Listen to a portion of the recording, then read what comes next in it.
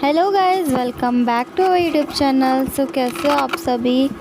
स्वागत है आपका मेरे यूट्यूब चैनल नेहू@25 पे। फाइनली गाइस, कैसे हो आप सब। आई होप आप सभी अच्छे होंगे और फिट एंड फाइन होंगे, एकदम हेल्दी होंगे। गाइस, आज हम करने वाले हैं अपनी हिस्ट्री।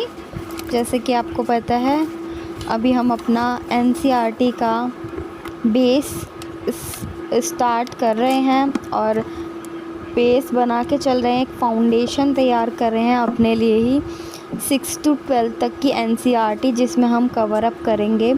तो जैसे कि मैं आपको बता दूं, तो मैंने स्टार्ट कर दी है 6th क्लास की हिस्ट्री से। और 6th क्लास की हिस्ट्री से, जैसे कि आपको पता है, वो आपके ऊपर डिपेंड करता है कि आपको कौन सी सब्जेक्ट से ज़्यादा अच्छा लगता है और कौन से सब्जेक्ट से आप स्टार्ट करना चाहते हैं। तो अभी अप्रैल स्टार्ट हो गया है। मैंने अपना टारगेट रखा है कि हाँ, मुझे पूरे अप्रैल मंथ में 6 से लेके 10 तक की एनसीईआरटी को कंप्लीट करना है। 11-12 का हम करेंगे, बट पहले 6 से लेके 10 तक की एनसीईआरटी को मुझे कंप्लीट करना है, जो कि मेरा मेन फोकस उसी पे ही है। जब भी एक हमारा फाउंडेशन यानी कि एक बेस बन के तैयार होगा, जो कि बहुत ज़्यादा इम्पॉर्टेंट होता है एक यूपीएससी एस्पिरेंट के लिए। Guys, as a UPSC aspirant मेरी स्टार्टिंग हो चुकी है करंट अफेयर्स से। अभी हम यहाँ पे डेली के करंट अफेयर्स करेंगे। और जैसे कि आपको पता है, एक एस्पिरेंट के लिए, एक यूपीएससी एस्पिरेंट के लिए, या फिर सिविल सर्वेंट के लिए, जो भी आप कह सकते हो, या फिर कोई भी अनदर गवर्नमेंट एग्ज़ाम के लिए, करंट अफेयर्स बहुत ही ज़्यादा मस्ट होते हैं। बहुत ज़्यादा रिक्वायरमेंट होती है करंट अफेयर्स की, जो कि हमारे नेशनल, इंटरनेशनल और जीके जीएस जैसे टॉपिक्स को भी कवर करते हैं, है ना। और जो हमारे करंट अफेयर्स होते हैं, प्लीज़ आप उनकी क्लासेस डेली लिया करो।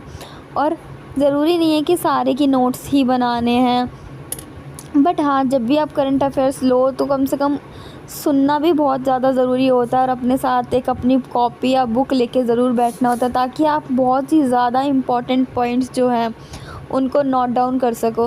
वैसे तो आपको पता है, यूट्यूब पे सारी क्लासेस वगैरह, टीचर्स वगैरह अवेलेबल होते ही हैं, और वो हमें इम्पॉर्टेंट कंटेंट ही प्रोवाइड करते हैं। तो इस वजह से ना बहुत ज़्यादा ज़रूरी हो जाता है कि करंट अफेयर्स को साथ के साथ लिख लेना बहुत ही ज़्यादा ज़रूरी होता है। जिस तरह से यहाँ पे मैं नोट डाउन करती हूँ डेली का, मैं करंट अफेयर्स अपने कभी मिस नहीं करती, बिकॉज़ करंट अफेयर बहुत ही ज़्यादा बेनिफिशियल रहते हैं।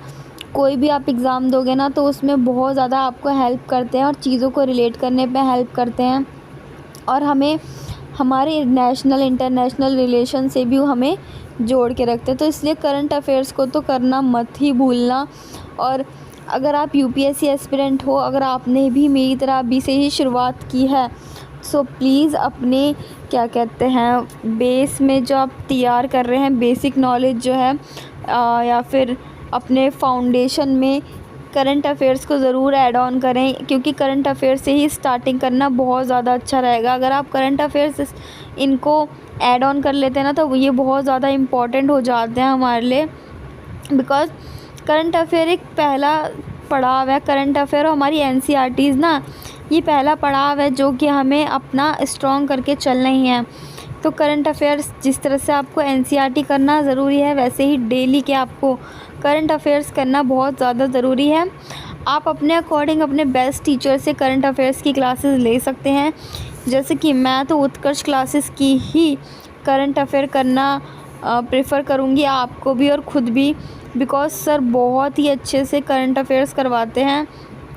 टॉपिक के एकदम डेप्थ में चले जाते हैं और उसको नेशनल, इंटरनेशनल लेवल, दोनों लेवल पे समझाते हैं, और चीज़ों को अच्छे से कोरिलेट करते हैं, उससे रिलेटेड अनदर क्वेश्चंस भी करते हैं, और हमारी क्वेरीज़ वगैरह जो भी होती हैं, सर उसको बहुत अच्छे से हैंडल करते हैं, और साथ के साथ हमें भी बताते हैं उससे रिलेटेड बहुत सारे जो पॉइंट्स होते हैं। इसलिए प्लीज़ गाइज़, एक बार आप उत्कर्ष क्लासेस के करंट अफेयर्स ज़रूर ट्राई करें, बहुत ही अच्छा होता है। मैं तो आपको यही सजेस्ट करूँगी पर्सनली। मेरे को 1 मंथ हो गया उत्कर्ष क्लासेस के करंट अफेयर्स करके। सर बहुत ही अच्छा पढ़ाते हैं, बहुत ही अच्छी से मेहनत करते हैं, और साथ के साथ आपको भी अपनी मेहनत करते रहना है।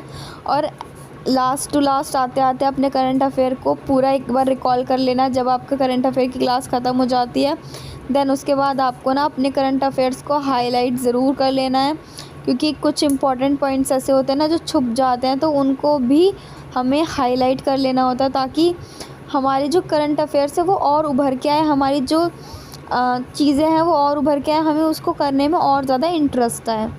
सो गाइज़, करंट अफेयर के लिए मैं आपको यही सजेस्ट करूँगी पर्सनली, जो कि मेरे को भी काफ़ी सही लगता है।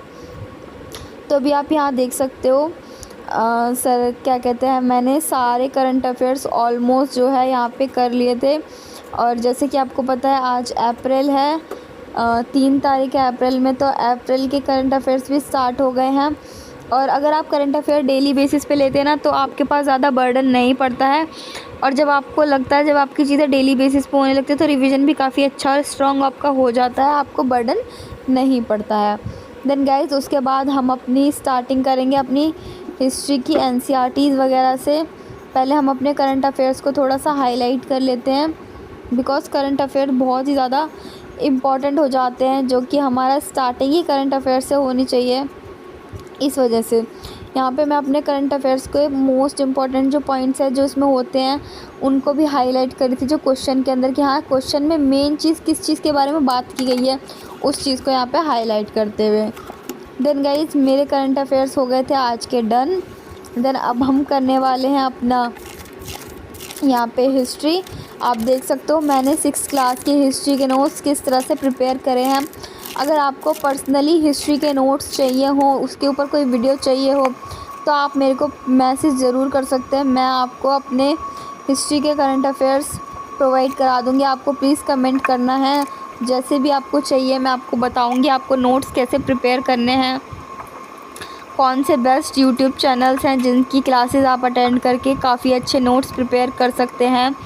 बुक रीडिंग आपको कैसे करनी है, बुक रीडिंग करने के बाद आपको नोट्स कैसे बनाने हैं, आपको मैप बनाना है कि नहीं बनाना है, मैप को किस तरह से अंडरलाइन करना है, और किस तरह से आपको नोट्स बनाते हुए आंसर्स को उसमें लिखना है या फिर पॉइंट्स को उसमें लिखना है। बिकॉज़ हिस्ट्री में बहुत ज़्यादा ज़रूरी हो जाता है। मतलब जब हम एनसीईआरटी करते हैं ना, एनसीईआरटी के अंदर जितनी भी हमारी सोशल स्टडीज़ होती है ना, जितनी भी history, geography, political, civics, economics, जो भी कह लो आप, बहुत ही ज़्यादा इम्पॉर्टेंट होता है नोट्स को साथ के साथ लाइन टू लाइन प्रिपेयर करते चलना। क्योंकि जब 6th-7th क्लास में हम होते हैं तब हमें चीज़ों को इतनी अच्छे से नहीं करते, बट जब अब हमें इसकी वैल्यू पता चलती है ना कि हाँ इस एनसीईआरटी की इम्पोर्टेंस क्या है, कितने बड़े एग्ज़ाम, हाई लेवल के एग्ज़ाम में इसकी क्या रिकमेंडेशन है, तो हमें चीज़ों को तब ज़्यादा अच्छे से हम एनालाइज़ कर पाते हैं, तब उसको ज़्यादा कोरिलेट कर पाते हैं। सो प्लीज़ गाइज़, अगर आपको हिस्ट्री के नोट्स चाहिए तो मैं आपको ज़रूर प्रोवाइड कर दूँगी। So please like, share and subscribe.